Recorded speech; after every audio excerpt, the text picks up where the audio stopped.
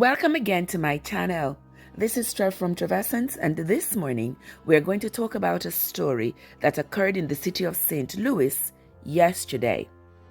But before we get into the story, if you are new here, a very special welcome to you. And if you are a returning traveler, I want to say thank you for your continued support.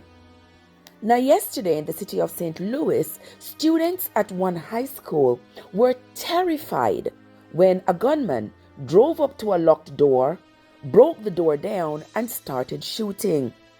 Students and teachers who at first thought that it was a drill soon realized that they were really in a fight for their lives. According to police, the 19-year-old gunman, Orlando Harris, was a student at that same school last year. And at this time, it is still undetermined what the motive was for the shooting. There are suspicions that this individual may have been suffering from a mental illness. But at this time, authorities are working to verify such claim. But this is what we do know so far. Shortly after 9 a.m. on Monday, October 24, 2022, a gunman entered the Central Visual and Performing Arts High School in St. Louis, Missouri.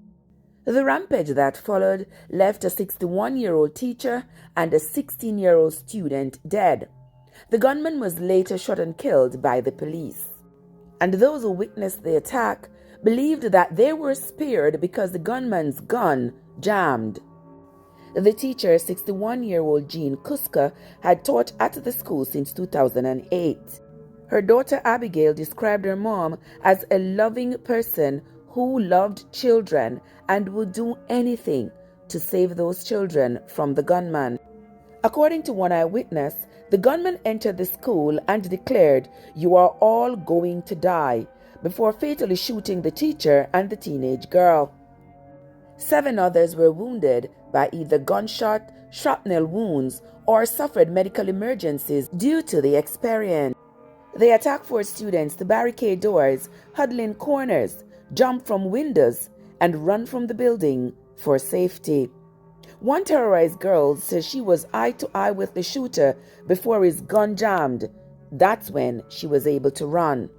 "All I heard was 2 shots and he came in there with a gun," the 16-year-old said.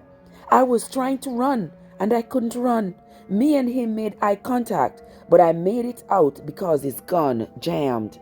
One student described hearing a loud bang and then hearing the intercom come on saying Miles Davis is in the building. That's their code for an intruder. The superintendent for the St. Louis schools, Kevin Adams, said 7 security guards were in the school at the time of the attack. Each was stationed at an entrance of a locked building. One of the guards noticed the gunman trying unsuccessfully to get in at a locked door. The guard notified school officials who contacted police. The police chief, Michael Sack, said the call came in at 9:11 about the active shooter, and police were on the scene with the gunman down by 9:25.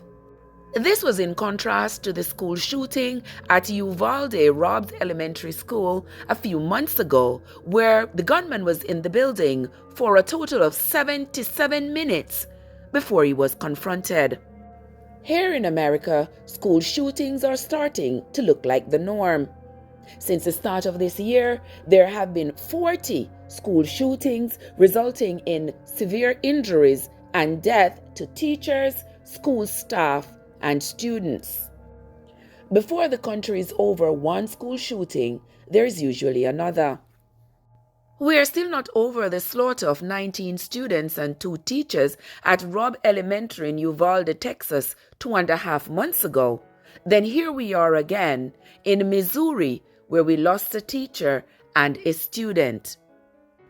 And every day we say, America is the greatest country on earth. What is great about children not being able to safely go to school? What is great about people not being able to safely go to church to worship? What is great about people being afraid to go to the supermarket?